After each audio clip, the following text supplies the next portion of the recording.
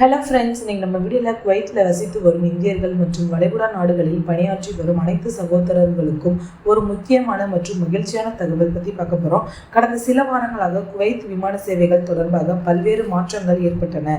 சில விமானங்கள் ரத்து செய்யப்பட்டன, சில விமானங்கள் தற்காலிகமாக நிறுத்தப்பட்டன, சில விமான நிறுவனங்கள் தங்களது சேவைகளை குறைத்தன. இதனால் இந்தியா செல்லும் நினைத்த ஆயிரக்கணக்கான பயணிகள் பெரும் சிரமத்தை சந்தித்தாங்க. ஆனால் தற்போது நிலைமை படிப்படியாக சீராகி வருகிறது. அதற்கான மிகப்பெரிய அறிகுறியாக மேலும் பல விமான நிறுவனங்கள் தங்களது சேவைகளை மீண்டும் தொடங்குவதாக அறிவித்திருக்காங்க. ஃப்ரெண்ட்ஸ், சமீபத்தில் வெளியான தகவல்களின்படி குவைத் மற்றும் தோஹா இடையேயான தினசரி விமான சேவைகளை மீண்டும் தொடங்குவதாக கத்தார் ஏர்வேஸ் அறிவித்துள்ளது. இந்த சேவைகள் குவைத் சர்வதேச விமான நிலையத்தின் டெர்மினல் 4 வழியாக இயக்கப்பட உள்ளன. இது குவைத்தில் இருந்து இந்தியா, இலங்கை, நேபாளம், பாகிஸ்தான் மற்றும் பல்வேறு நாடுகளுக்கு பயணம் செய்யும் மக்களுக்கு ஒரு மிகப்பெரிய நிம்மதியான தகவலாக பார்க்கப்படுது. ஏனெனில் கத்தார் ஏர்வேஸ் மூலம் உலகின் பல நாடுகளுக்கு இணைப்பு விமான சேவைகள் கிடைக்கின்றன. ஃப்ரெண்ட்ஸ், அதேபோல் எட்டிஹாத் ஏர்வேஸ் நிறுவனமும் தனது விமான சேவைகளை மீண்டும் தொடங்க உள்ளதாக அறிவித்துள்ளது.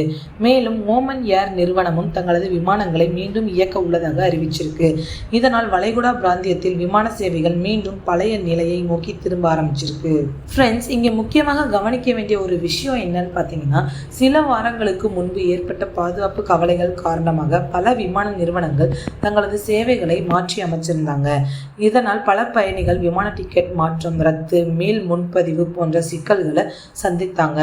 சிலர் விமான நிலையத்தில் நீண்ட நேரம் காத்திருக்க வேண்டிய சூழ்நிலையும் ஏற்பட்டது. ஆனால் தற்போது விமான போக்குவரத்து மீண்டும் இயல்பு நிலையை நோக்கி நகர்ந்து வருகிறது. ஃப்ரெண்ட்ஸ், கத்தார் ஏர்வேஸ் வெளியிட்ட தகவலின்படி தங்களது மொத்த செயல்பாட்டு திறனில் சுமார் 85% மீண்டும் செயல்படுத்தியுள்ளதாக தெரிவிச்சிருக்காங்க. அதாவது பெரும்பாலான விமான சேவைகள் மீண்டும் இயங்க தொடங்கியிருக்கு. இது பயணிகளுக்கு மிகப்பெரிய நம்பிக்கையை ஏற்படுத்தியிருக்கு.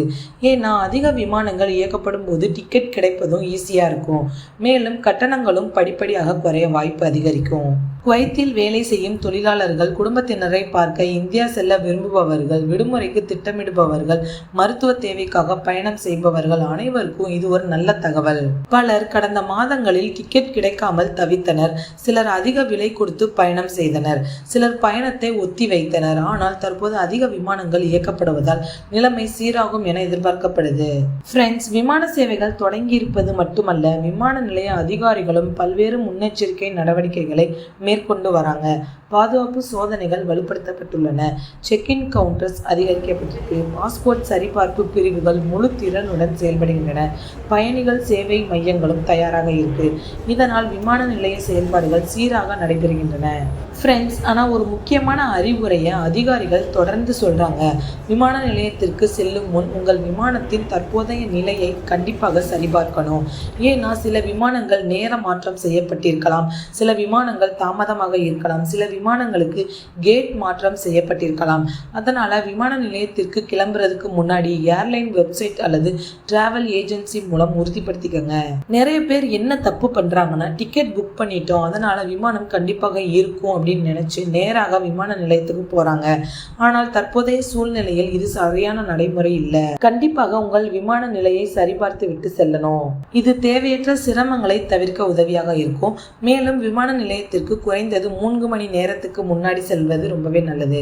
ஏன்னா தற்போது பயணிகள் எண்ணிக்கை அதிகரிச்சுட்டு வருது.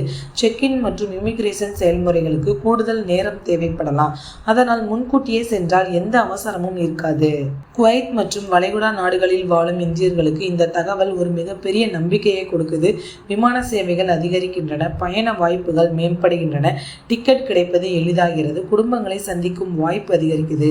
இதனால் ஆயிரக்கணக்கான தொழிலாளர்கள் மற்றும் குடும்பங்கள் மகிழ்ச்சி அடைஞ்சிருக்காங்க. இனி வரும் நாட்களில் Emirates, Etihad, Qatar Airways, Oman ஏர், ஏர் இந்தியா எக்ஸ்பிரஸ், இண்டிகோ மற்றும் பல நிறுவனங்கள் மேலும் சேவைகளை அதிகரிக்கலாம் என்று எதிர்பார்க்கப்படுது. அப்படி நடந்தால் விமான போக்குவரத்து முழுமையாக இயல்பு நிலைக்கு திரும்பும். அதனால ஃப்ரெண்ட்ஸ், உங்கள் பயண திட்டங்களை அமைதியாக திட்டமிடுங்க. ஆனால் அதிகாரப்பூர்வ தகவல்களை மட்டும் நம்புங்க. வதந்திகளை யாரும் நம்பாதீங்க. உங்கள் விமான நிலையை முன்கூட்டியே சரிபார்த்துக்கங்க. பாதுகாப்பாக பயணம் செய்யுங்க. இந்த தகவல் உங்களுக்கு ரொம்பவே யூஸ்ஃபுல்லாக இருக்கும்னு நினைக்கிறேன். மறக்காமல் நம்ம சேனலை சப்ஸ்கிரைப் பண்ணிக்கோங்க. தேங்க்யூ.